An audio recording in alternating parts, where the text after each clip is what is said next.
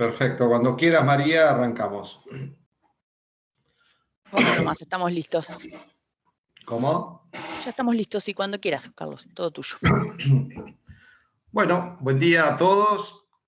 Bueno, muchas gracias a todos por estar presentes hoy en esta charla. Gracias a los Globo por invitarme siempre a tener el contacto con todos ustedes.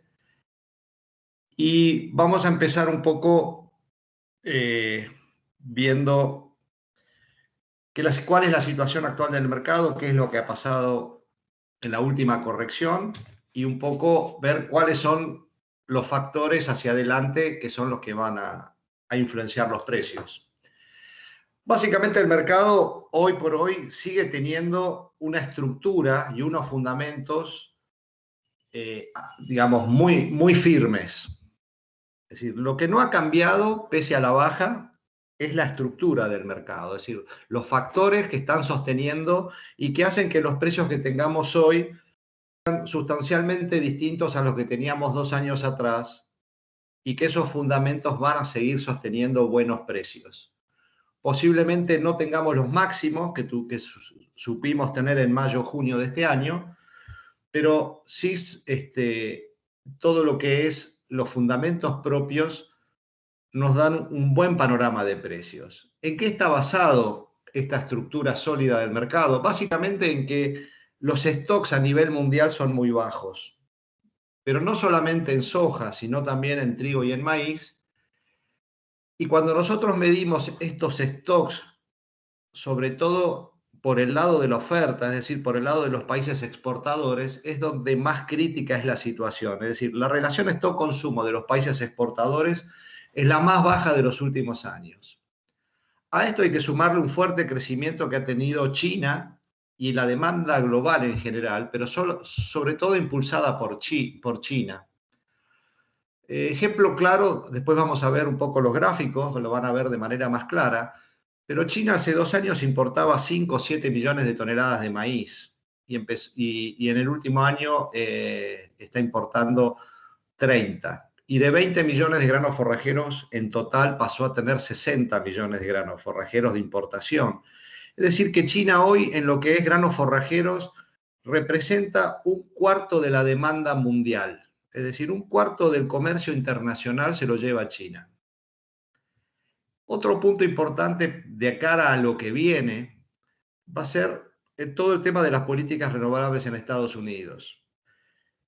Todavía, si está en la discusión que hay en Estados Unidos, que el organismo, el EPA, que es el organismo que regula básicamente las mezclas que tienen que tener los combustibles, todas las mezclas de los combustibles, digamos, de los combustibles ecológicos, todavía no ha salido cuál es el mandatorio para este año, para que se den una idea, pero si estamos en línea con lo que se viene hablando y si no hay grandes cambios, está la cantidad de soja, de aceite de soja que se va a necesitar en la mezcla, que se estima que Estados Unidos necesitará alrededor de 2 millones de hectáreas adicionales anualmente para satisfacer esa demanda. Bueno, esto está en discusión todavía, pero es un tema muy importante porque Estados Unidos no tiene área para crecer en esas dimensiones y si lo hace, lo va a hacer a costa de los demás productos. Entonces es un tema muy importante para seguir de cara a los años que vienen. El otro punto es que China había menguado muchísimo su demanda en el último tiempo. Las márgenes, como vamos a ver, eran negativos hasta el mes de agosto. A partir de agosto los márgenes de molienda empiezan a ser positivos. Y se están manteniendo positivos en China, con lo cual es de esperar que China empiece a hacer compras y a cubrir hacia adelante las necesidades que tiene. Básicamente acá lo que estamos viendo es cuál es la relación stock-consumo de los países exportadores. Miren lo que es la suma de soja y harina. Si yo mostrara solamente lo que es soja, sería menor esa relación stock-consumo, pero hay que verlo en términos relativos. Lo que me está diciendo es que los stocks que quedan en los países exportadores son de los más bajos de los últimos años. y lo mismo podemos ver en maíz y en trigo. Entonces, esto es lo que presiona, ¿sí? La falta de stocks es lo que presiona, es decir, falta de oferta presiona los precios hacia arriba. Cuando vemos cuál es la variación a nivel mundial del consumo de trigo, maíz y soja, si sumamos, fíjense que en los 2 últimos años estamos alrededor con un crecimiento de 50 millones de toneladas. Y fíjense el 2019, año de precios bajos, ¿sí? Que ese crecimiento fue de la mitad. Es decir, que estamos enfrentando una excelente demanda de todos los productos alimentarios, de todo lo que son cereales y oleaginosas. Cuando vamos a analizar el tema de China, claramente 2020 fue un año de un crecimiento exponencial de la demanda de China.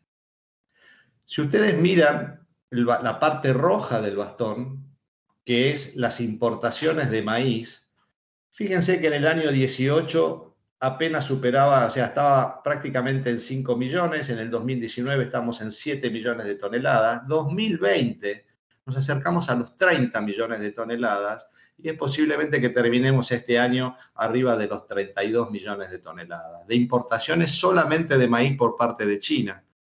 Gran parte de estas importaciones, el origen es de Estados Unidos.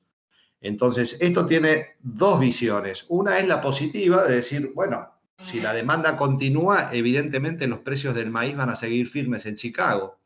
El otro es qué pasa si volvemos a una guerra comercial o alguna disrupción del comercio entre Estados Unidos y China. Es muy fuerte la demanda que hay sobre Estados Unidos.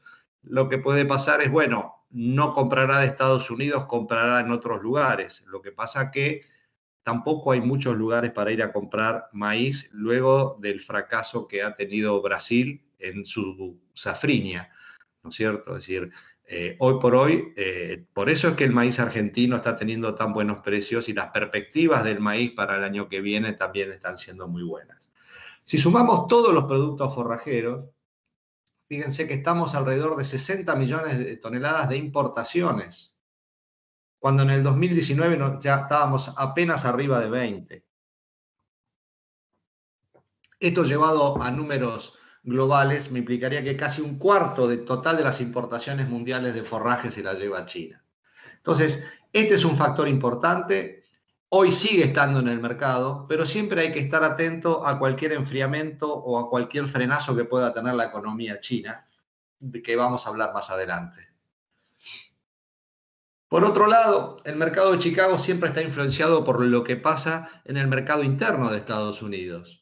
Gran parte de los precios de Chicago reflejan su mercado interno. Y lo que estamos viendo es que si analizamos el informe de Luzda que dio el 10 de septiembre y vemos la relación stock-consumo para lo que es soja en Estados Unidos con una relación del 4%, estamos hablando de que es la relación stock-consumo más baja de la historia para un reporte de Luzda de septiembre. Es decir, el primer reporte de la cosecha nueva, la primera estimación es en mayo, con lo cual ya arrancamos con un esquema muy tirante en el cuadro de oferta y de demanda. Es decir, que no queda mucho, digamos, no queda plafón para, o no hay resquicio ahí para poder tener alguna merma productiva o un aumento muy fuerte de demanda. Los stocks a estos niveles son muy escasos y cualquier problema hacia adelante que se pueda al momento de que veamos los rendimientos finales que toquen la producción de Estados Unidos, van a tener que tocar la demanda en el sentido contrario para no bajar aún más los stocks. En el caso del maíz, la situación es muy similar. Siempre hablamos de que una relación stock-consumo debajo del 10% en maíz es un valor que del maíz de los stocks de Estados Unidos es la que enciende las alarmas de Chicago. Bueno, septiembre esta relación stock-consumo no es la más baja de la historia, es una de las más bajas, pero estamos hablando de que en los últimos 9 años no hubo una relación stock-consumo tan baja. Con lo cual, también tenemos una situación muy tirante para el maíz dentro de Estados Unidos. ¿Qué fue lo que pasó con esta baja tan pronunciada que hemos tenido? Porque tuvimos una baja desde los máximos de la soja que se produjeron alrededor de junio y los de maíz que fueron más o menos en mayo. La soja bajó $70 en Chicago. Estamos hablando de 190 puntos, 190 centavos de dólar por bushel y 90 centavos de dólar por bushel en maíz, que son $35 por tonelada.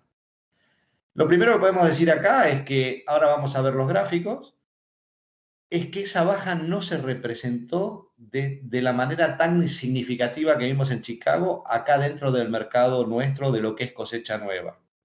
Lo que les voy a mostrar ahora, van a ver que el movimiento que hemos tenido de precios, tanto de la soja mayo 2022 como el maíz abril 2022 en lo que es el mercado a término, no ha sido un movimiento muy fuerte. Es decir, que acá los precios siguen estando firmes y pese a las bajas, acá nos seguimos manteniendo con buenos niveles. Lo que ha pasado en Estados Unidos, que realmente lo que tenía el mercado era una prima de riesgo climática. Es decir, acá había pánico a que hubiera un fracaso productivo en Estados Unidos porque partíamos de niveles de stock finales de la cosecha anterior demasiado bajos. Es decir, no había lugar para que hubiera un fracaso. Con lo cual, acá pasaron varias cosas. La primera es que los chinos se adelantaron, compraron mucha soja en Brasil, previendo algún problema en Estados Unidos. Ese problema se aumentó mucho el temor y eso generó una prima de riesgo en los precios. Eso es lo que se evaporó desde junio hasta hoy. Y Estados Unidos está partido a la mitad. Básicamente tenemos la mitad, lo que es el noroeste y el sudoeste totalmente distintos. El noroeste lo tenemos con seca, son los estados, de Iowa, el sudoeste de Iowa, Minnesota, Missouri y las dos Nebraska, pero sin embargo el este tuvo excelentes lluvias y lo que se está esperando es que los rindes del este, que son Illinois, Indiana, Ohio, el sudeste de Iowa y Nebraska, tengan muy buenos rindes, que alrededor es el 40% del área. Acá la pregunta es, ¿cuánto de la seca del oeste se compensa con los buenos rendimientos del este? Y eso no lo vamos a saber, va a haber mucha variabilidad. Dentro de los mismos estados ya estamos viendo mucha variabilidad de rindes. Y el otro problema que va a generar incertidumbre es que lo que hizo el USDA, que aumentó los rindes en el reporte de septiembre, que ahí implícitamente estaba poniendo un valor, un peso del poroto y del grano muy elevado. Está tomando un precio histórico, cuando en realidad sabemos que con la seca el peso del grano disminuye y eso me parece que va a tener... Carlos, ¿me escuchás? Ahí volvió. Perdón, te habíamos perdido. Se cortó un cachito. Ok, ahí está, ¿ahí me escuchan bien? Ahora sí, perfectamente. Bueno, gráficamente, esa es la pérdida de la prima climática de la soja en Chicago. Esta es la soja noviembre, que es la de cosecha nueva. Fíjense, son $70. Parecería que el mercado está buscando dónde están los nuevos pisos, o por lo menos dónde el mercado se tiene que estabilizar. Lo mismo está pasando en maíz, aunque en menor medida, ¿sí? El maíz parecería como que la pendiente de la baja no ha sido tan pronunciada como en soja. Está más sostenida y ahora vamos a ver por qué. Eso tiene que ver con la demanda que está enfrentando Estados Unidos. Y lo que le comentaba respecto del mercado a término, claramente miren el rango de precios que hemos tenido en los últimos meses en el MATBA de la soja mayo 2022. Hemos tenido pisos de alrededor de 3.13 y techo de 3.20. 3.15 es el valor medio, hoy estamos en 3.17, 3.18, es decir, no ha habido una gran variación, una gran caída en los precios de la soja nueva. Lo mismo pasa con el maíz. Si yo tuviera que tomar un valor, diría, bueno, un piso 188, un techo son 195, hoy estamos en 193, un poquito más posiblemente. Es decir, no ha habido una gran variación de precios, pese a lo que estamos viendo en Chicago. Respecto de Estados Unidos, lo que les muestro es el porcentaje sobre las lluvias normales, es decir, fíjense todo lo que es la parte norte y oeste de Estados Unidos, con valores de entre 60 y 80%, significa que es 60-80% de las lluvias normales, es decir, que hay entre un 40 y un 20% de faltante sobre lo que es el promedio de las lluvias. Y sin embargo, la parte este, que justamente son los estados más productivos, como son Illinois, Ohio, Indiana, en general han tenido muy buenas lluvias. Y el tema de temperaturas igual, ha sido temperaturas por arriba de la media en todo lo que es el noroeste, y en el sudeste temperaturas normales o por debajo de lo normales.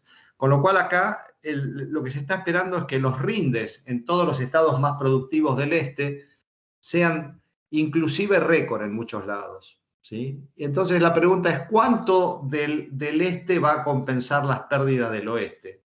Y eso es lo que ha pasado un poco en Luzda, ha incrementado los valores en el reporte de septiembre. Y el otro punto es que implícitamente parecería como que Luzda está calculando un peso del grano muy alto. Si yo tomo los 7 principales estados, en el caso del maíz, fíjense que me daría un valor históricamente muy alto. Y en el caso de la soja me estaría dando casi récord, ¿sí? Que es la parte de abajo, ¿sí? Bueno, esto parecería que esto va a influir.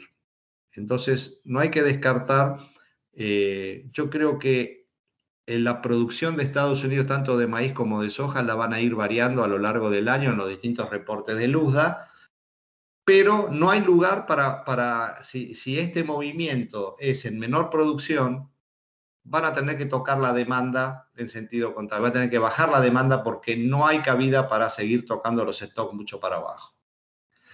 El otro punto que contribuyó a la baja fue la disminución de la demanda de soja.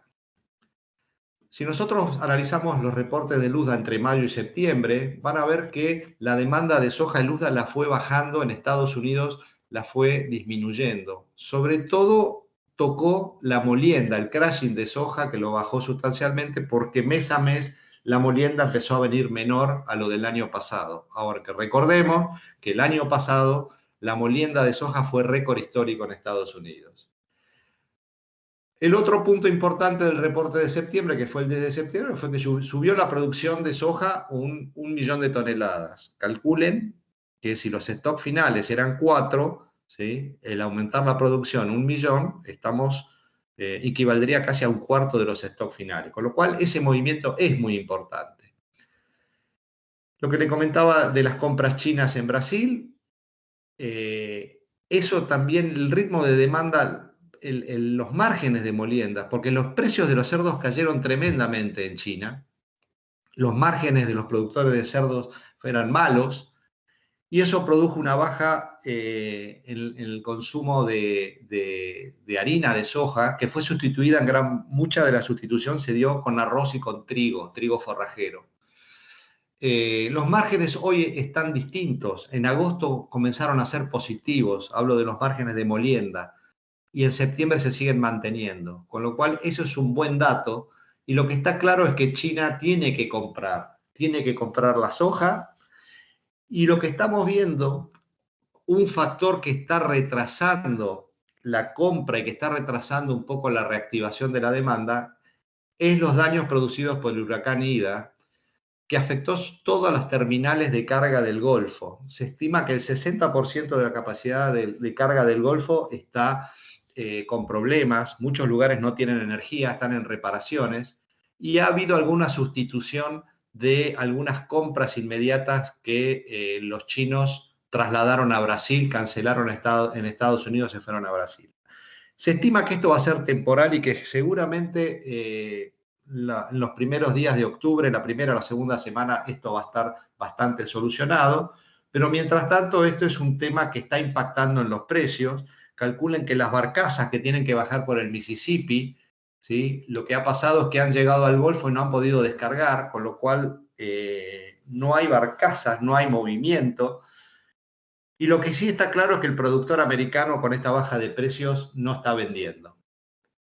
Mirando el cuadro de oferta de Luzda, los distintos informes de Luzda, fíjense donde pongo crushing, que es la molienda. Entre mayo y septiembre bajó casi 2 millones de toneladas la molienda de la cosecha vieja, la que terminó ahora en agosto. Y estos 2 millones representan el 40% de los stocks finales. O sea que es un número muy importante haber bajado la molienda. También bajó la estimación de exportaciones. Y en el caso de la cosecha nueva, que es la parte naranja del cuadro, fíjense que subió de agosto a septiembre, subió de 118 a 119 millones la producción. Este es el millón de toneladas que, comparado con los 4 millones que había de stock finales, esto representa casi un cuarto. O sea que cualquier movimiento que toquen los rindes, miren que en septiembre, fíjense que acá en verde han subido el área cosechable y el rinde, las dos cosas subieron. Perdón, bajaron el área cosechable, pero subieron el rinde. En cambio, en maíz vamos a ver que han subido los dos. Con lo cual, hay un poco más de holgura, pero fíjense que seguimos en una relación de consumo del 4%. Y en el caso de lo que es la demanda, o sea, el total de consumo de la cosecha nueva, ¿sí? Ha ido bajando también la molienda de 60 millones y medio que había en mayo a 59 millones 300 en septiembre. Lo que le comentaba de la molienda, fíjense, los puntos celestes son la molienda del año pasado, mensual en Estados Unidos, que coincide con los récords, ¿no? Los bastones miden el récord histórico. La molienda fíjense, de diciembre, enero, febrero, ¿sí? Del 2020 fueron récord, de 2020-2021. Sin embargo, miren los últimos meses, cómo venimos claramente todo el año por debajo del año pasado, con unas caídas muy importantes en junio y en julio, y esto fue lo que obligó a Luzda a bajar su estimación de molienda interna. Y acá hay un punto muy importante. Si yo veo a la semana de septiembre, de alrededor del 9 de septiembre, y la comparo con el año pasado, veo cómo son las exportaciones de maíz de Estados Unidos. Yo al 9 de septiembre tengo ventas de exportación de maíz americano por 20 millones y medio de toneladas, de las cuales 9 millones 240 mil son ventas a China. Perdón, esto fue el año pasado. Si yo viro a este año, la campaña 21-22, estoy un 20% arriba. Es decir, tengo 24 millones y medio, un 20% más de ventas totales, y China aumentó un 29%. Estoy en 11, casi 12 millones de toneladas. Y, sin embargo, la situación en soja es totalmente distinta. Yo el año pasado, a esta época, tenía 32 millones de toneladas vendidas, Estados Unidos hablo, y este año tengo 22 millones, es decir, un 31% menos. Y cuando veo... ¿Perdón? Creo que hay algún micrófono abierto. Y cuando yo veo de estos 32 millones, hay 17 millones que son ventas a China el año pasado para esta época. Hoy hay 10 millones. Es decir, que si yo comparo las compras chinas desde Estados Unidos respecto del año pasado, estoy un 40% por debajo. Este es el factor clave que tenemos que empezar a seguir y que todo indicaría que los chinos tienen que empezar a comprar en Estados Unidos. Y me parece lo más importante de todo, ya están empezando a comprar. En esta semana hubo varios buques, están hablando más de 10 barcos comprados de China en Estados Unidos. Es la época que Estados Unidos es la más competitiva. Y el momento que los chinos empiecen a hacer compras importantes, creo que eso es lo que nos va a marcar el piso de los precios. Y deberíamos estar cerca, y los chinos tienen que cubrir, no están cubiertos en sus embarques, sobre todo lo que son los meses de fines de noviembre, diciembre y enero. Miren las importaciones chinas de soja entre julio y septiembre del año pasado. Estábamos entre 10-11 millones de toneladas. Y si yo tomo el periodo julio y septiembre de este año, estoy en 8 millones y medio. Es decir, que China no solamente compra menos en Estados Unidos, sino que el total ha comprado menos respecto del año pasado. Esto es lo que me está diciendo que China tiene que comprar. Pero acá hay un punto importante, que es el siguiente. Si ustedes miran la proyección que hay para septiembre en base al line-up de buques, fíjense la porción desde Estados Unidos, que es la parte celeste de la barra, donde dice septiembre 21, fíjense el crecimiento que está teniendo. Esto lo que me está diciendo es que el porcentaje de compras que está teniendo China sobre soja americana, sobre soja de Estados Unidos, está creciendo. Y esto es un factor importante, porque esto es lo que me va a hacer subir los precios en Chicago. Yendo al concepto de los márgenes de molienda, fíjense la parte baja del gráfico, lo que son esta línea en azul. Este es el precio de los cerdos en yuanes dentro de China por kilogramo. Miren la baja tremenda que tuvo durante todo el año 2021. A partir de julio-agosto los precios mejoraron un poco. Los márgenes de los productores de cerdo chinos están en el medio, en esta línea amarilla. Y esto va en línea con los márgenes de molienda de soja dentro de China.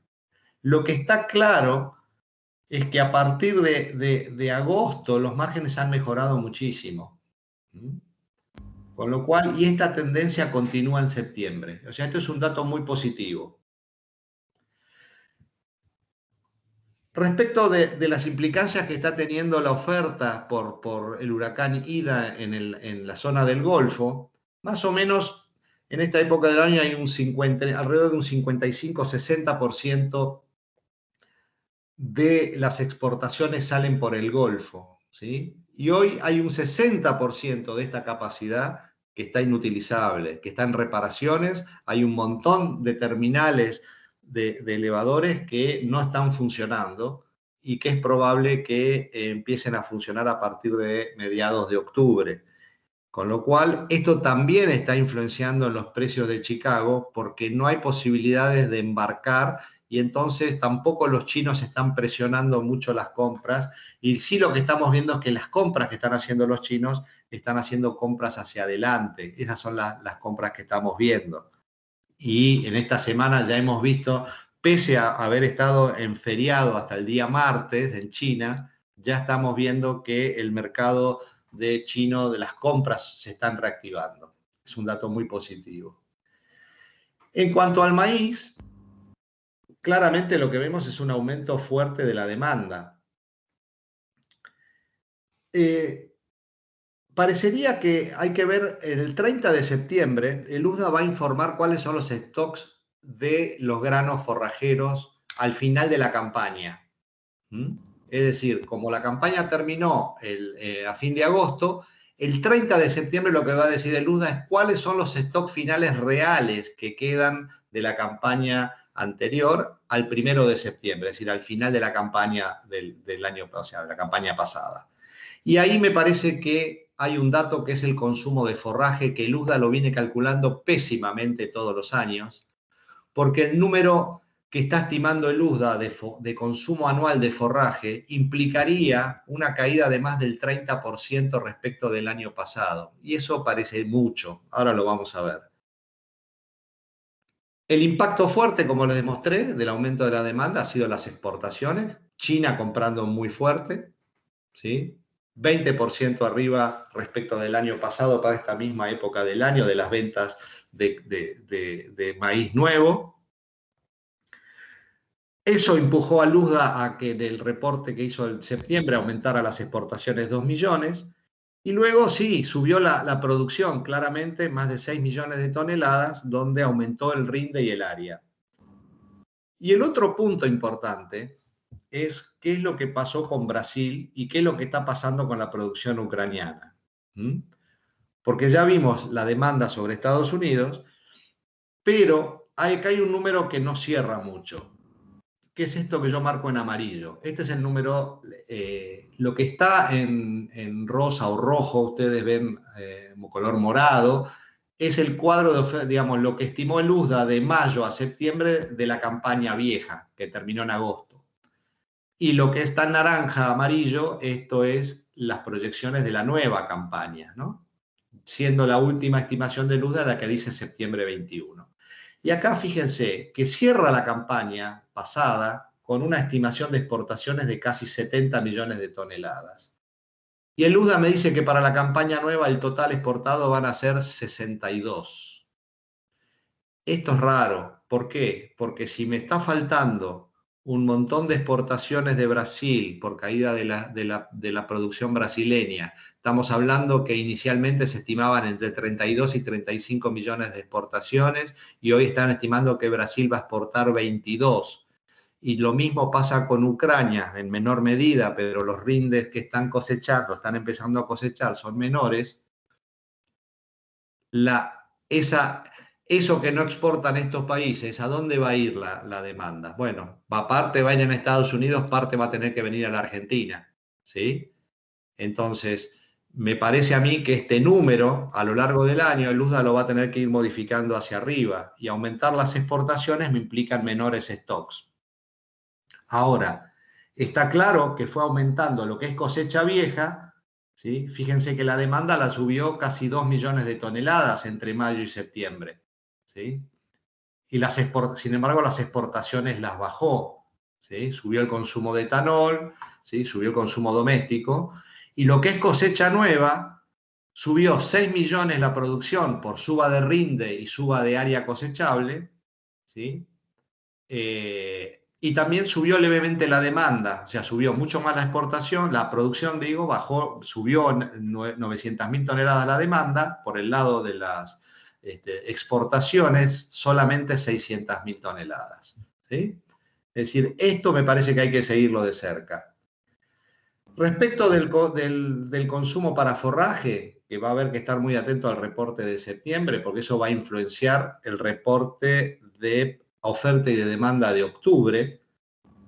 Fíjense que para cumplir lo que dice Luzda, el consumo de forraje en el último trimestre del año debería caer 31% respecto del año pasado, que es un número sumamente elevado. Entonces, si esto no se da, y esto va a estar reflejado en los stocks finales que den el 30 de septiembre, posiblemente aumente el consumo para forraje y reduzca en algo los stocks finales de la campaña vieja. Lo que les comentaba respecto de Brasil, Brasil inicialmente se estimaba una cosecha de 106 millones de toneladas con exportaciones de 35. Hoy estamos hablando de 86 millones de producción. El grueso, fíjense que el impacto es la safrinia. Y la safrinia es la producción brasileña que se exporta. Todo lo que es maíz de primera es el maíz que se consume internamente en Brasil. Y la safrinia, el grueso, es lo que se exporta, gran parte. Con lo cual se ha reducido tremendamente la capacidad exportable que tiene Brasil. Con lo cual lo que esperamos primero es no solamente una caída de exportaciones, sino que la campaña de exportación brasilera sea mucho más corta. Si es más corta, la demanda va a tener que ir a buscar maíz hacia otros lugares. Entonces, si a mí me está reduciendo el Luzda las exportaciones de Brasil y me está reduciendo las exportaciones de Estados Unidos, implícitamente lo que me está diciendo es que si hay menor demanda es porque va a haber un racionamiento de demanda vía suba de precios. Es la única manera, es decir, parte de este faltante de Rusia y de Ucrania, ahora les muestro Ucrania. Ucrania, fíjense que los rindes están cayendo y el UDA estaba estimando 39 millones de producción y los ucranianos la semana pasada están estimando 38 y exportaciones por 2 millones menos.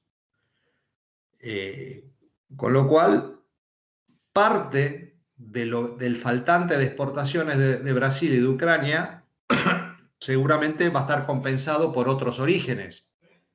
Sobre todo va a tener que aumentar las exportaciones de Estados Unidos. Pero parte no va a haber esa demanda porque implícitamente lo que se está pensando es que va a haber suba de precios, o sea, va a haber menos demanda por suba de precios, o sea, racionamiento de demanda.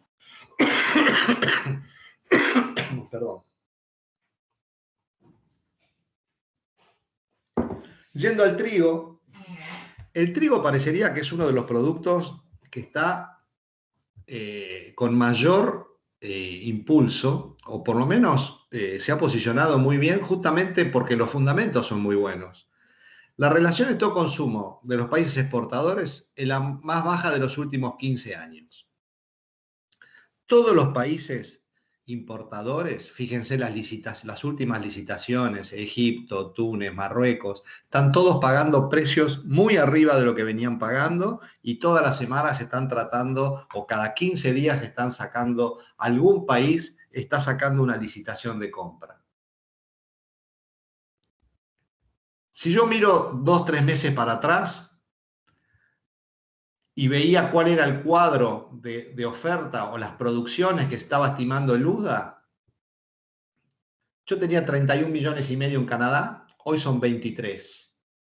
Kazajstán, que tenía 13, son 12. Rusia, que eran 85 millones, hoy están en 72 y medio. Los rusos estiman un poquito más.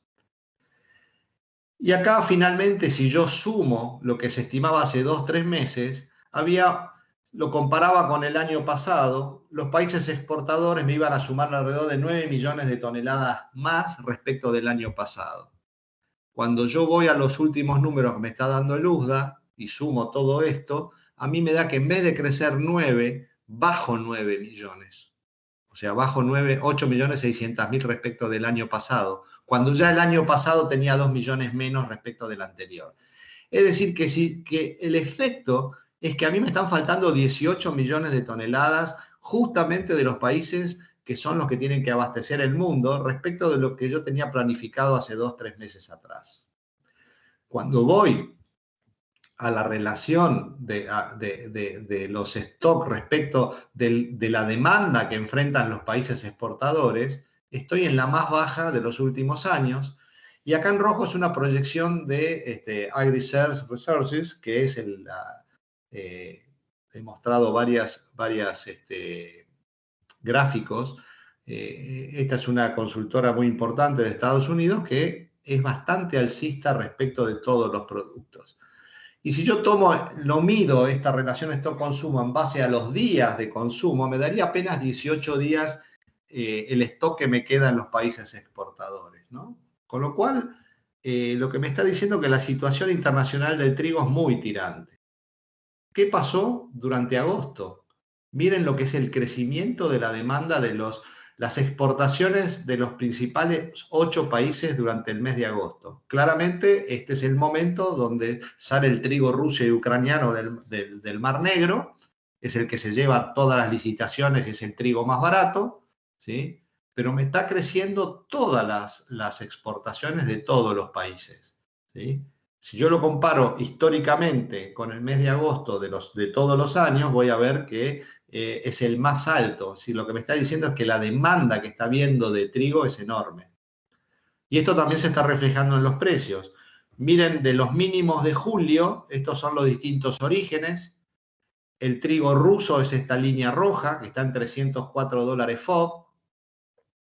El trigo francés es la línea verde, que hizo un pico muy fuerte en agosto, ahora corrigió, ¿sí?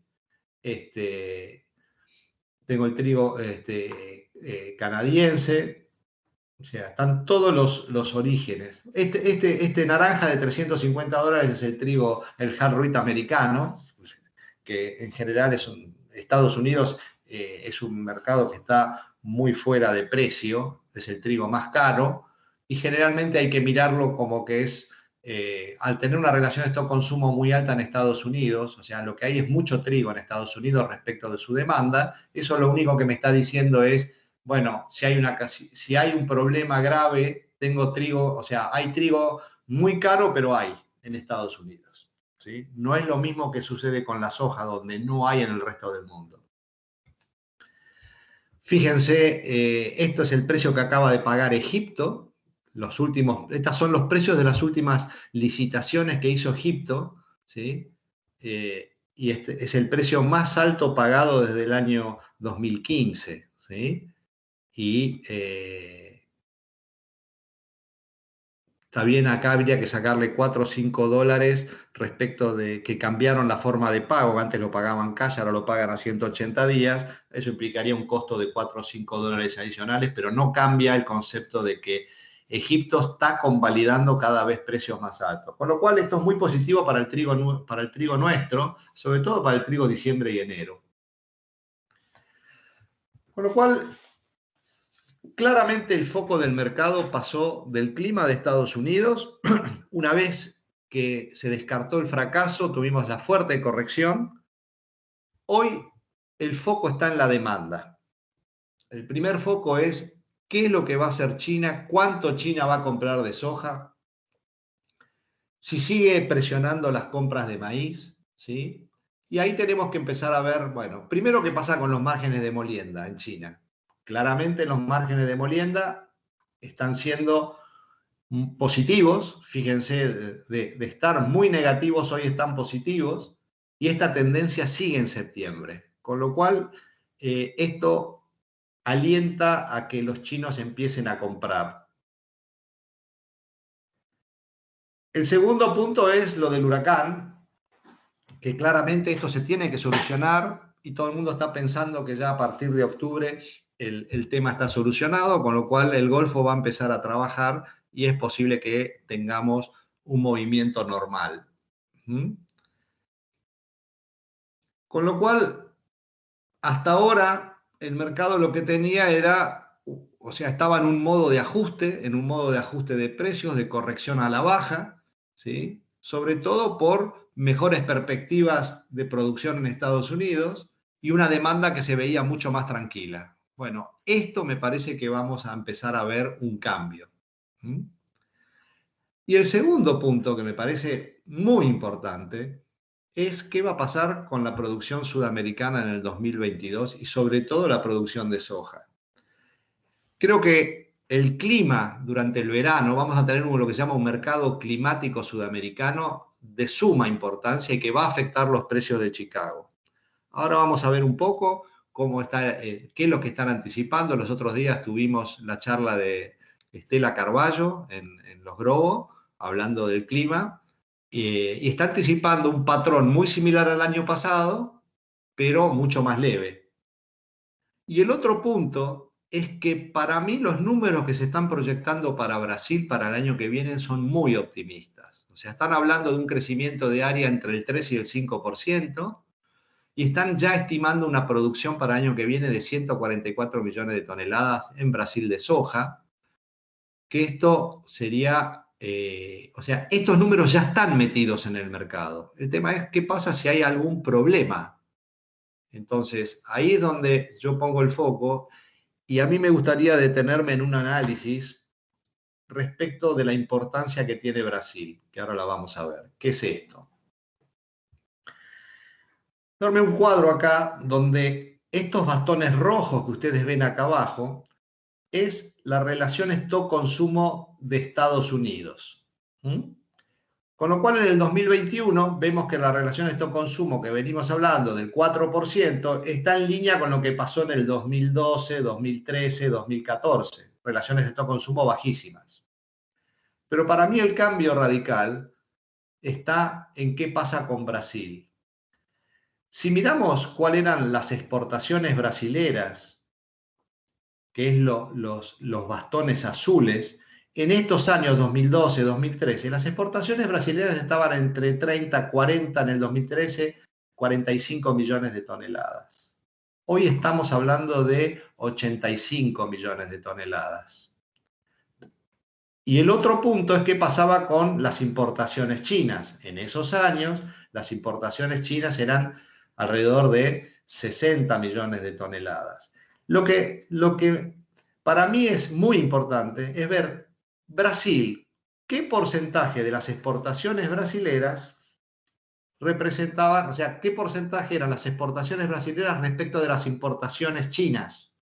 Es decir, cuánto me ayudaba Brasil o cuál era el salvavidas que tenía de Brasil de tener un fracaso en Estados Unidos. Es decir, en años de stocks bajos en Estados Unidos, si Brasil, cuánto me ayudaba Brasil a tranquilizar al gigante chino que cada año me importaba más soja. Si yo tomo eso, fíjense, estaba con stock consumo en Estados Unidos del 5% y las exportaciones brasileñas apenas representaban el 60 o el 70% de las importaciones chinas.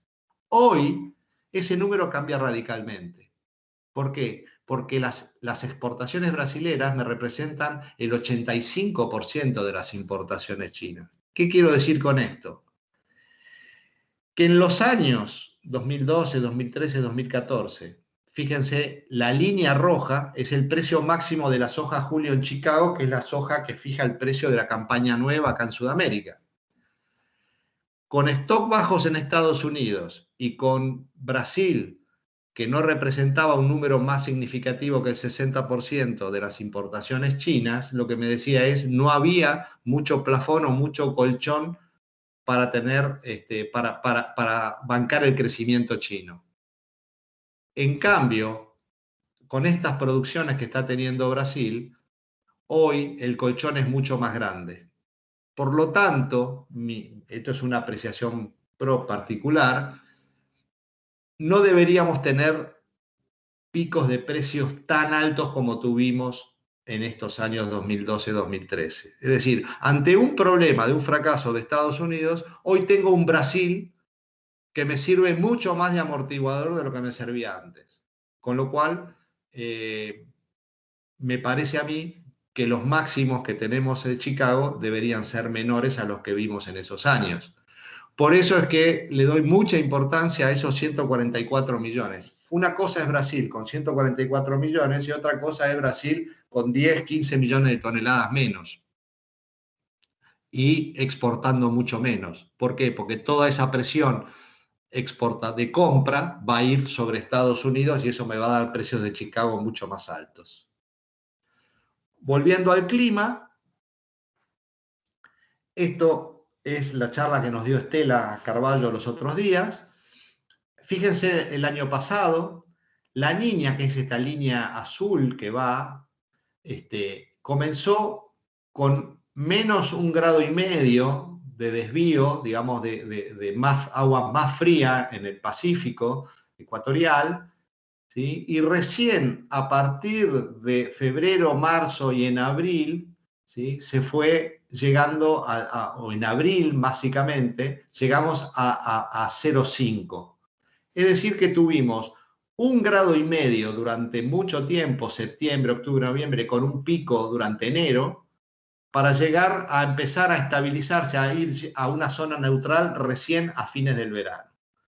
El pronóstico para esta campaña es distinto. Fíjense que si bien el movimiento es similar, lo que tenemos es, primero que el pico es 1 grado, no es 1,5 grados. Ese pico lo tenemos fin de octubre, noviembre. Y ya en el verano entramos en la zona neutra de medio grado para estar ya en abril en 0 o arriba de 0. Es decir, que si bien el comportamiento es similar,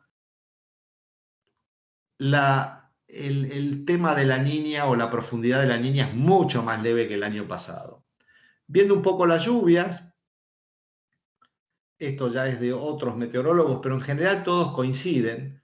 Fíjense que tenemos lluvias en septiembre lluvias bastante normales, pero octubre y noviembre tenemos bastante secas, sobre todo en lo que es el sur de Santa Fe, bueno, Entre Ríos, todo lo que es el litoral en noviembre está muy seco, ¿sí?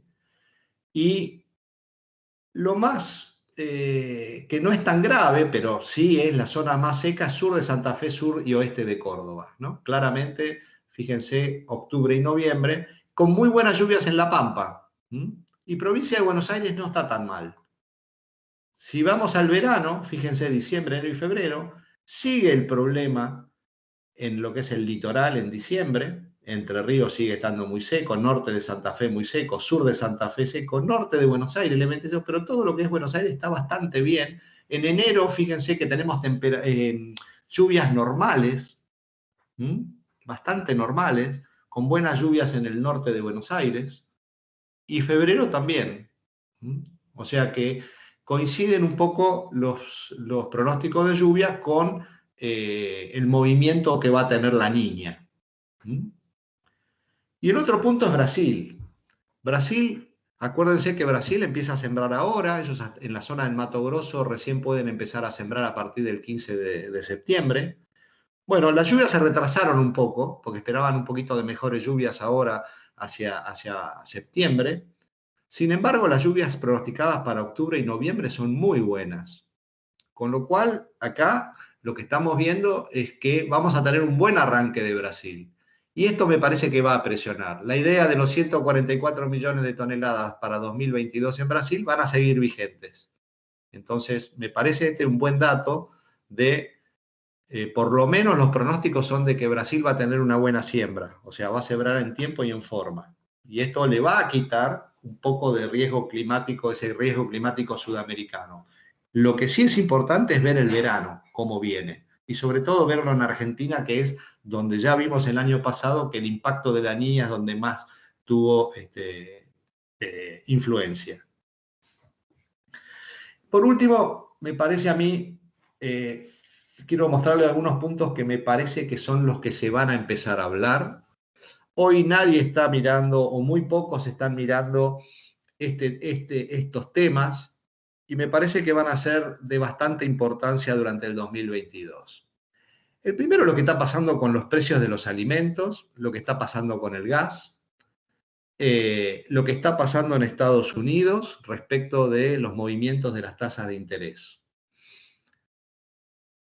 Básicamente, ayer terminó la reunión de la Reserva Federal y claramente lo que dijeron es, bueno, las tasas de referencia van a seguir siendo las mismas, pero van a empezar a desactivar lo que es la compra de activos financieros. Es decir, lo que estamos teniendo es que el Banco Central o la Reserva Federal de Estados Unidos está comprando activos financieros para mantener las tasas de interés bajas. Ese programa de compras mensuales lo va a empezar a desactivar, están pensando a fines de este año, principios del año que viene. Con lo cual, todo este estímulo monetario que ha habido hasta ahora se empieza a acabar. Y esto lo que proyecta es que para el 2023 vamos a tener subas de tasas. Entonces, ahora sí vamos a enfrentar un mundo con tasas un poco más altas. Y el otro es el temor inflacionario.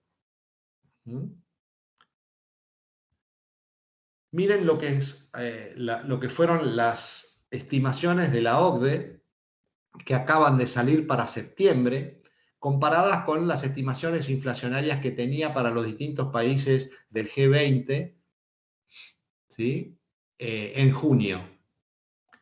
La OCDE está estimando mayor inflación para todos los países de la que estimaba en septiembre.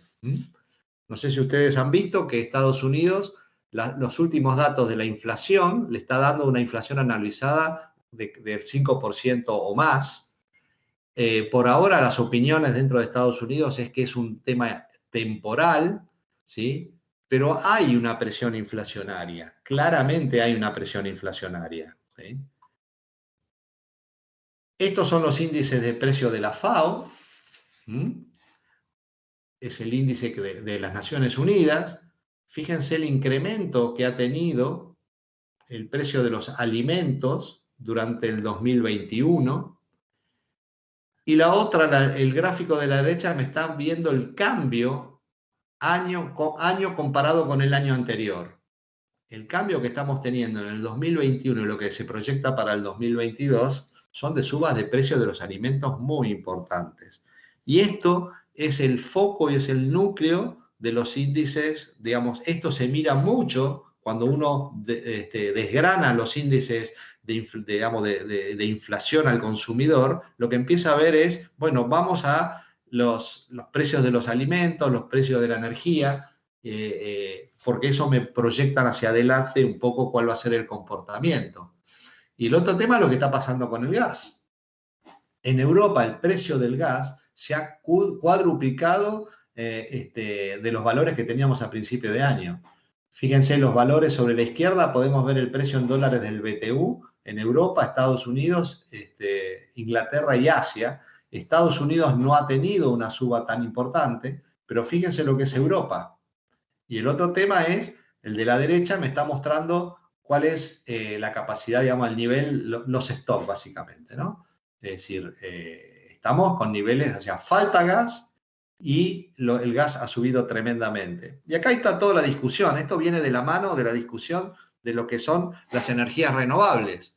Todos queremos energías renovables, todos queremos un mundo menos contaminado y tener energías que sean renovables, verdes, pero bueno, eso tiene un costo. Y es lo de siempre, queremos una cosa, pero bueno, cuando vienen los costos, ¿qué va a pasar con esto? ¿Sí? Es muy lindo hablar de la ecología, pero esto va a tener un costo. ¿Estamos dispuestos, los consumidores, están dispuestos a pagarlos? ¿O los gobiernos van a tener que tener subsidios sobre este tema? Bueno, esto también está en discusión en Estados Unidos. El otro punto es lo que está pasando en China. China todo este año ha empezado con un montón de regulaciones de todo tipo. Hace 3, 4 meses atrás prohibió o limitó todo lo que era las inversiones especulativas en los mercados de commodities. Eso frenó un poco toda la suba que veíamos en todos los mercados de commodities. O sea, los chinos son muy especuladores y generalmente cuando ellos enfrentan una suba de demanda, lo que hacen es especulan mucho en los mercados de futuro, comprando mucho más de lo que realmente tienen que cubrir. Bueno, eso fue un primer freno en los mercados que respecta a los productos que nosotros nos incumben. Pero también hay un montón de restricciones, por ejemplo, hay restricciones a las inversiones, empezó a haber restricciones en empresas tecnológicas sobre el manejo de los datos, China no tenía ninguna regulación sobre qué hacían las empresas, todas las aplicaciones con el manejo de los datos de sus clientes, eso quedó regulado. No sé si ustedes saben, pero también, por ejemplo, acaban de regular cuántas horas pueden estar los chicos así jugando a los videojuegos, ¿sí? Las limitan a los fines de semana. Es decir, inclusive están hablando de poner nuevos impuestos y poner impuestos a los patrimonios en China. Estamos hablando de China. Bueno, todo esto lo que está pensando es que hay un enfriamiento, las estimaciones de crecimiento chinas han bajado, hay algún temor a que la demanda pueda caer. Y lo último fue la explosión de este grupo desarrollador inmobiliario Evergrande, ¿sí? Que ha tenido tiene un pasivo de 300.000 millones de dólares, donde hay varios bancos involucrados, inclusive bancos europeos y americanos. Acá la pregunta es si esto va a haber algún contagio. Las indicaciones que dicen los chinos, o sea, porque uno podría pensar que China, ¿cómo ha solucionado generalmente estos problemas? Y bueno, es una economía del Estado, con lo cual lo que va a hacer los chinos van a agarrar a los bancos y los bancos se quedarán con la empresa, digamos, darán ayudas financieras y todo quedará tapado. Parece que este no es el camino para este grupo. Por ahora, la indicación que está dando el gobierno chino es un poco que lo paguen los accionistas, ¿sí? Y dar un poco un ejemplo para que no se sigan sucediendo estas cosas. Y esto genera algo de temor, porque ya vimos en Estados Unidos cuando Estados Unidos quiso hacer algo similar con la caída de los bancos, dejando a caer a Lehman Brothers, ¿no? O sea, dar un ejemplo diciendo, miren, nosotros no los vamos a salvar. Bueno, la pregunta es cuánto de esto va a haber un contagio. Y el último punto es qué es lo que está pasando con la variante Delta en Estados Unidos. Bueno, primero les muestro un poco lo que está pasando en China, la diferencia que está habiendo entre las acciones de Estados Unidos y las acciones de China. Esto ya lo estábamos viendo claramente hace varios meses. O sea, está un poco más frío China. Inclusive, si ustedes ven los números de Luzda, hace 3 meses atrás las importaciones chinas de soja las estimaban 100 millones. Hoy están en 98 y en 97 y 98 millones. O sea, 98 millones para el 2022. O sea, ha ido bajando un poco la demanda. Bueno, este tema también hay que seguirlo. Y por último, ¿qué es lo que está pasando en Estados Unidos con el tema de la variante Delta? Miren la suba de casos de agosto hasta hoy, como este es el promedio móvil semanal. O sea, realmente está habiendo un brote importante y hay algún temor a que esto afecte también la economía. Entonces, resumiendo un poco, creo que finalmente lo que tenemos que estar mirando hoy, cuáles son los factores a mirar. Primero es demanda. China. mi sensación es que tenemos que ver una China más activa y empezar a ver las compras de soja en Estados Unidos. Eso nos va a marcar el piso de los precios en Chicago. En el caso del maíz, la demanda sigue estando muy buena. Lo que tenemos que mirar es que esa demanda no se caiga. La segunda es ver qué es lo que hace China y el resto de los países ante el faltante de Brasil y menos cosecha de Ucrania, que eso nos puede favorecer a nosotros con nuestro maíz nuevo. Tercer punto, buenas perspectivas de trigo. Países importadores convalidando precios cada vez más altos en una situación donde en los últimos meses, el final de las cosechas en el hemisferio norte, hubo algún fracaso. Entonces, eso nos está ayudando y también tenemos que estar atentos a Australia, que Australia tiene mucho trigo y Australia ya está entrando al mercado. Y recordemos que el trigo argentino sacó una porción muy importante en Australia exportando en los últimos años al sudeste asiático. Bueno, vamos a tener la competencia fuerte de Australia. Y por último, los puntos económicos, ¿sí?, que me parece muy importante. Tema inflacionario, yo creo que ese tema inflacionario es muy probable que haga que los fondos especulativos vuelvan a entrar al mercado de Chicago. Es decir, en la medida que este tema inflacionario se esté instalando, vamos a tener fondos haciendo coberturas inflacionarias en los mercados de commodities nuevamente. Y el otro punto que va en contra es, bueno, ¿qué pasa en China con todas sus regulaciones, con todos estos cambios que hay económicos internos y el tema de la variante Delta en Estados Unidos que no haga que se enfríe nuevamente la economía? Así que bueno, dejo un poco ahora el chat abierto o el micrófono al que quiera hacer las preguntas y vamos, trataremos de contestar las que podamos. Voy a esperar a que... Carlos. ¿Quién habla? Carlos. Sí, te escucho. Buenos días, ¿cómo te va? Germán Iturriza de Los Grobos. ¿Qué haces, Germán? Bien, muy bien. Te quería hacer la siguiente consulta, a ver si más o menos tenés la misma visión. Entiendo por tu presentación, estás infiriendo, y decime vos si es correcto lo que leí, que el nivel de precios actuales, tanto de soja como maíz, estamos hablando de soja 470, maíz 205, tienen adentro la expectativa de muy buenas producciones sudamericanas. O sea, ¿estás vos también en la misma línea? ¿Pensás que los precios actuales de Chicago ya tienen adentro una muy buena producción sudamericana? Claro, o sea, la ponderación de eso es mucho más leve porque estás muy lejos, ¿sí? Pero ya lo vimos el año pasado, acordate, cuando se proyectaba una niña en Sudamérica, el mercado estaba muy atento, porque sabía que los años niña en Sudamérica hay una merma importante de producción, con lo cual eso sí puso de vuelta en alerta al mercado, ¿sí? Está bien, hoy falta mucho, la niña no es tan fuerte, pero a mí lo que me hace ruido son esos 144 de Brasil. Hay que tener 144 millones de toneladas en Brasil, más 50 millones en Argentina, como se está proyectando. Entonces, yo creo que el mercado está mirando eso y hoy se siente conforme con eso. Nadie está discutiendo eso. Bueno, ¿qué pasa si llega el verano? O sea, yo lo veo que va a ser un tema a discutir ya entrado el verano. Cuando venga el verano y veamos que si hay algún problemita, algún tema de seca y empezás a ver que eso te empieza a afectar la producción futura, por eso te digo que el mercado climático sudamericano va a ser muy importante para los precios de Chicago. Ok, claro, porque, a ver, soja brasilera define rindes 15 de noviembre, 15 de diciembre, ¿no? O sea, es breve. Entonces ahí, bueno, por ese lado entiendo tu respuesta.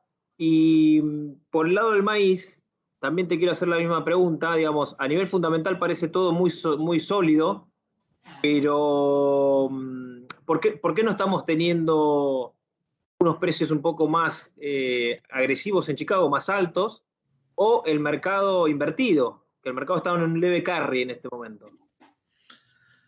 Mira, yo creo que eso es el ingreso de la cosecha, o sea, el mercado, había un inverso, las expectativas eran muy fuertes del faltante que iba a haber. O sea, vos tenías, en el caso del maíz, la demanda de China venía, o sea, vos ves, el crecimiento que tenías respecto del año pasado era enorme, y vos decías, bueno, ¿qué va a pasar con toda la zona del oeste que la tengo muy mal? Todavía ese tema no está claro. Me parece que se pinchó, aparte impulsado por los fondos especulativos. Los fondos redujeron tremendamente las posiciones, ¿sí? Las posiciones de maíz están en la mitad, que eran las que más estaban comprados. Ya la soja y el trigo están prácticamente neutros o levemente vendidos en trigo. Mi sensación es que el panorama es de buenos precios. Lo que veo es que el maíz le costó más bajar de lo que le costó a la soja. O sea, la pinchada fue mucho más fuerte y creo que eso fue la falta de demanda, o sea, el debilitamiento que se vio claramente en los números de cómo es la demanda de China y sobre todo las compras de China en Estados Unidos. En maíz me parece que lo veo más sostenido y es más, creo que el faltante de Brasil se va a hacer sentir, se está sintiendo ahora, que es justamente donde tiene que estar Brasil exportando. Sí, correcto. Se expresa en los niveles de prima FOB en estos momentos, sí, claro. Y así va a ser en el último trimestre. Bien. Muchas gracias, Carlos. No, de nada, gracias a vos.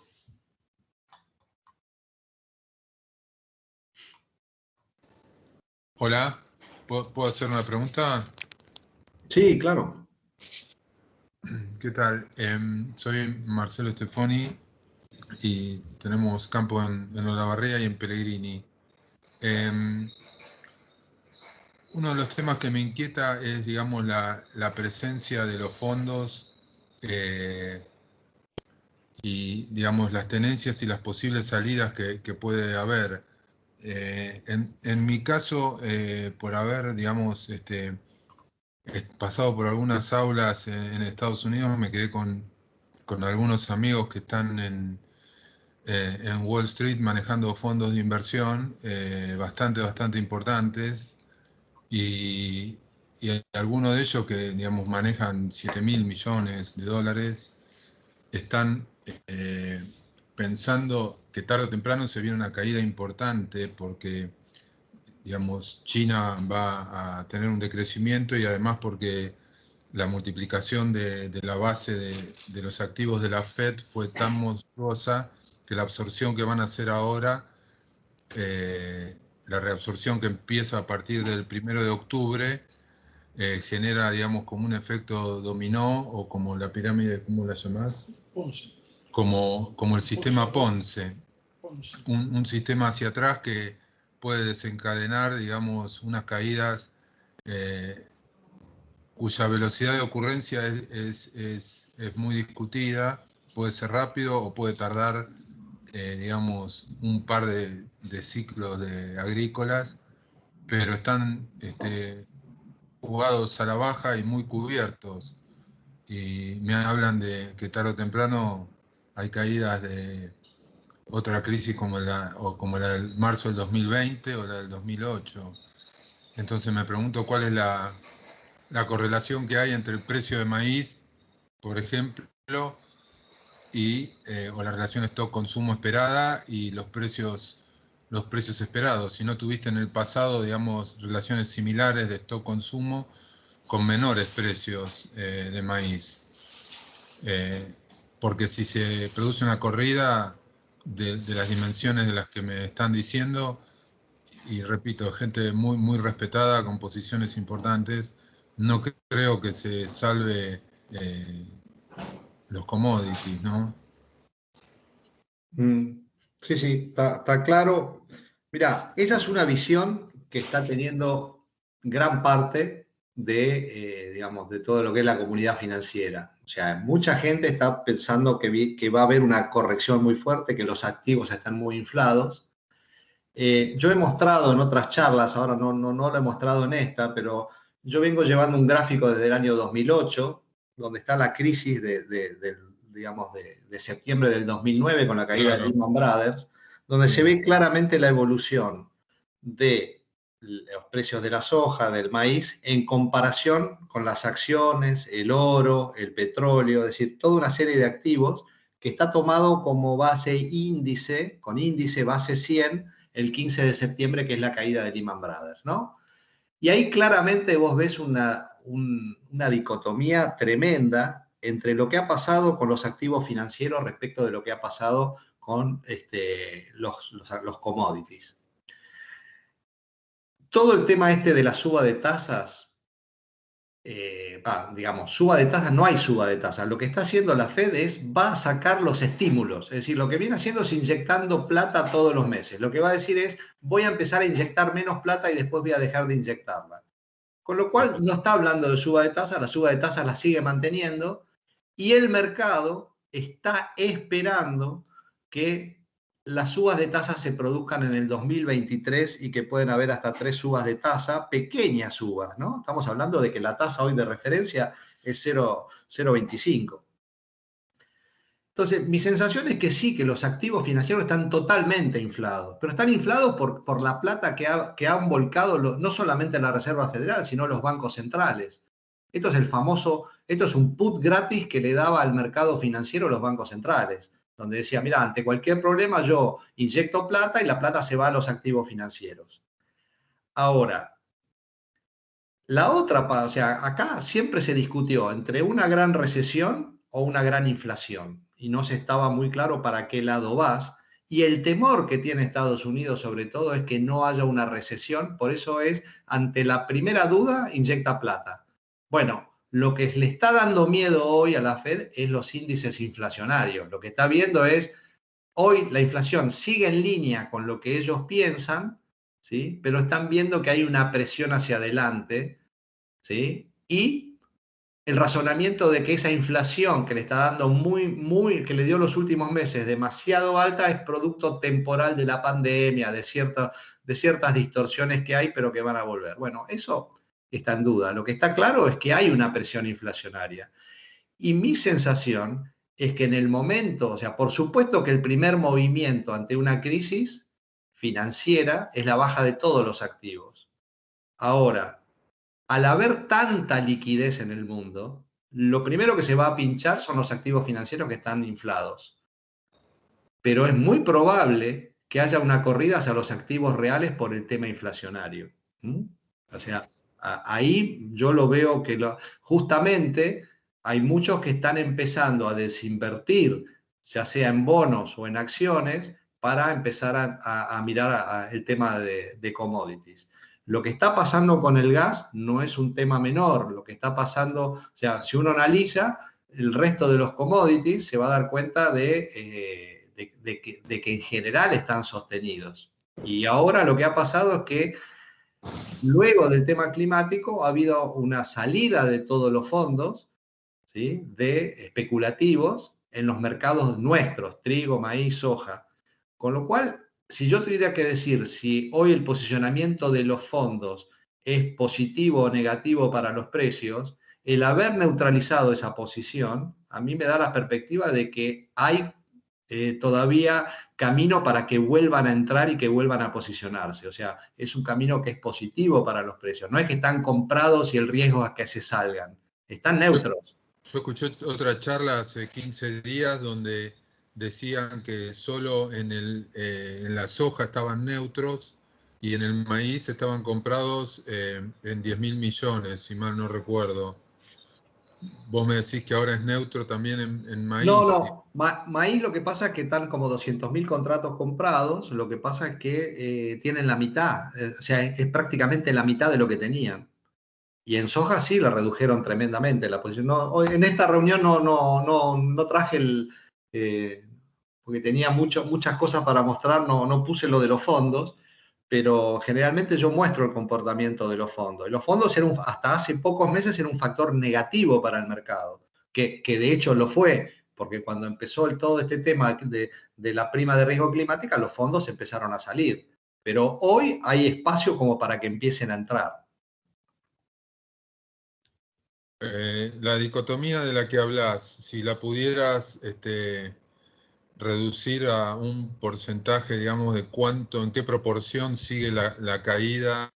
Yo la miré, esa dicotomía, comparando el precio del petróleo en marzo del 2020 contra el precio de la soja, y el del petróleo cayó 30-40% y la soja cayó 20%, si mal no recuerdo. Es decir, que habría caído, digamos, la mitad de lo que cayó el commodity en relación a los activos financieros, digamos.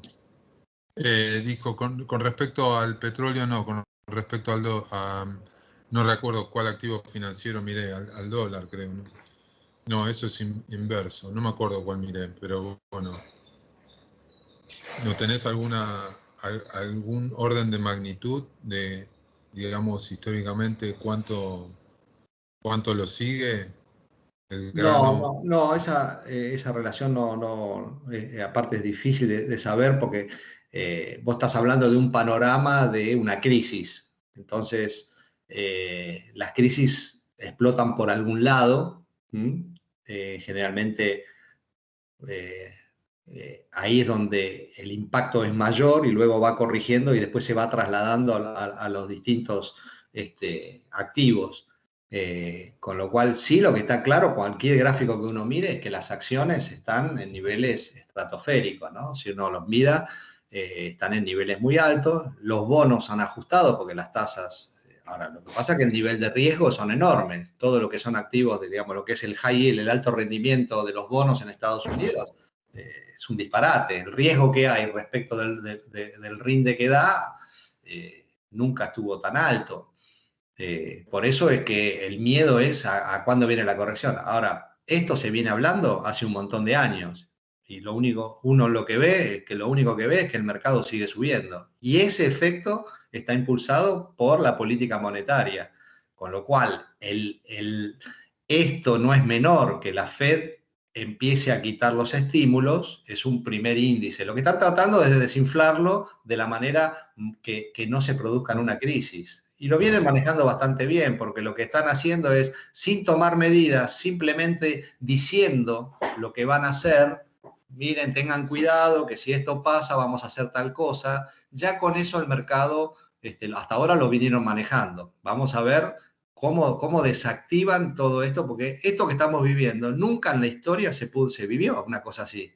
Lo que me contaba este pibe, que el activo de la Fed pasó del 2007 ser 7% del PBI norteamericano. No estoy seguro digamos, cuáles activos tomas de la Fed, pasó a ser el 40%, que no tiene precedente.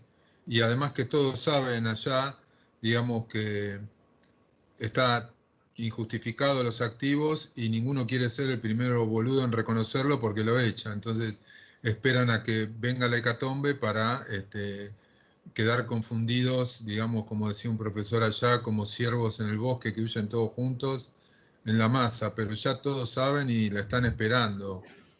Entonces, digamos, como la ha acertado tantas veces en 2 décadas, me da bastante temor lo que me dicen. Sí, esto no es nuevo, esto se viene hablando hace fácil 3, 4 años y bueno, en algún momento todo el mundo sabe que va a suceder. El tema es en qué magnitud y cómo y cuál va a ser el disparador.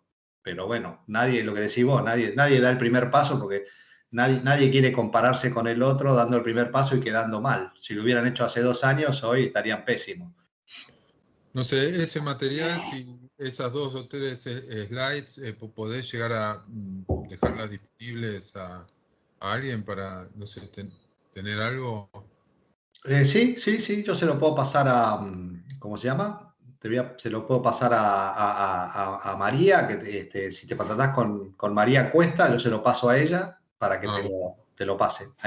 Bueno, sin problema, nosotros se lo hacemos llegar. Perfecto, yo te preparo eso que tengo, lo vas a ver claramente. Bueno, muchas gracias. No, de nada.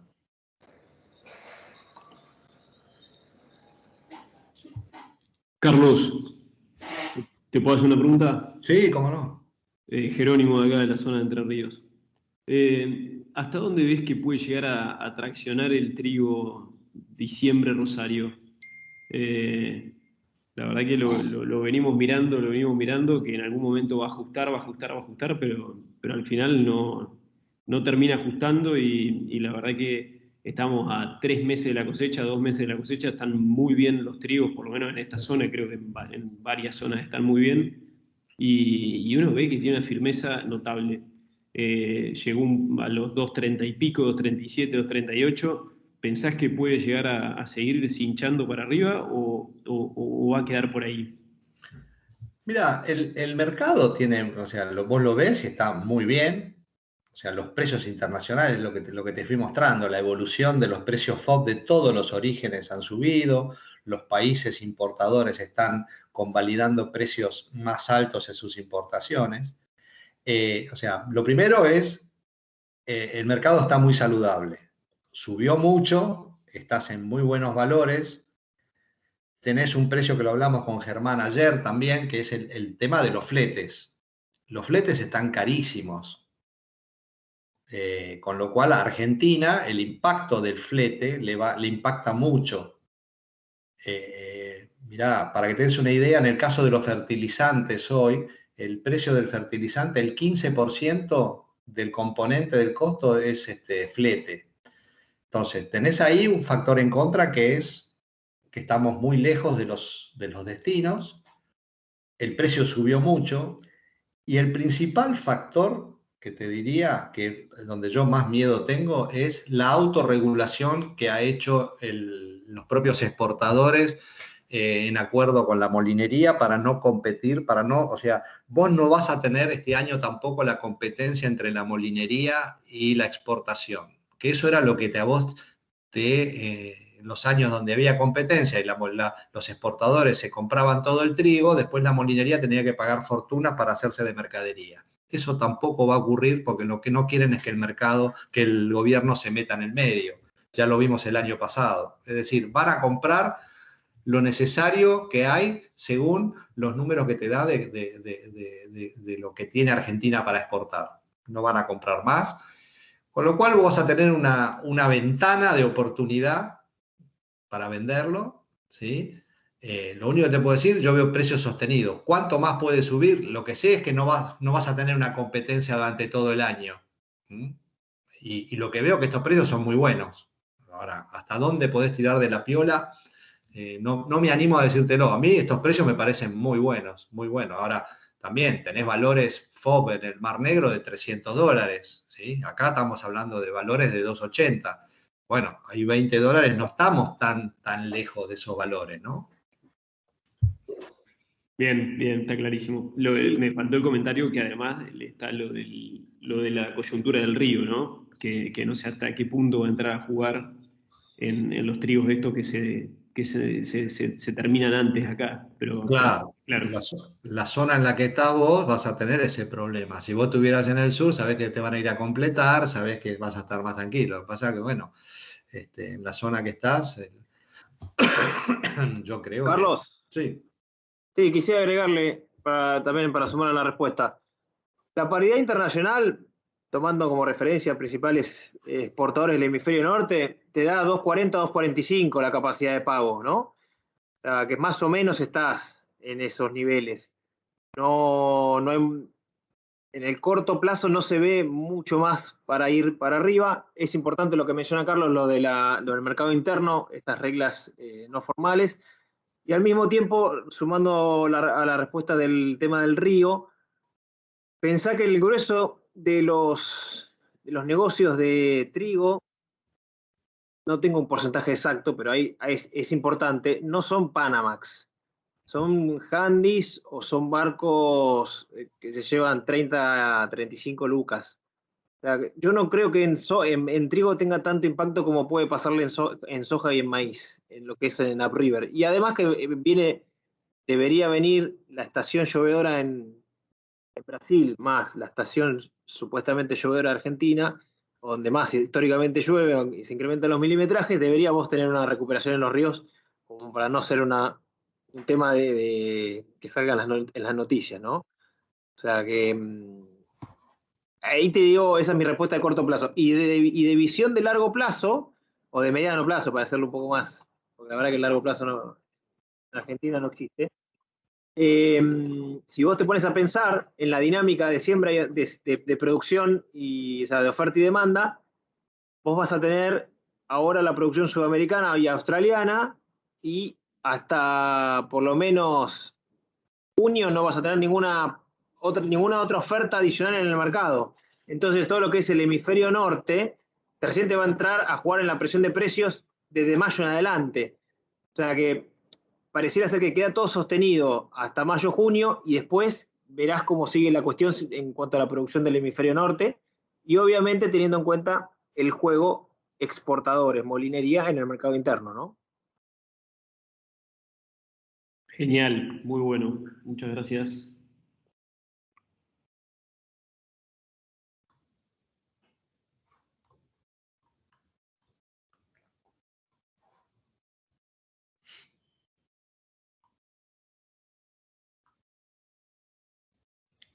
¿Alguna otra pregunta?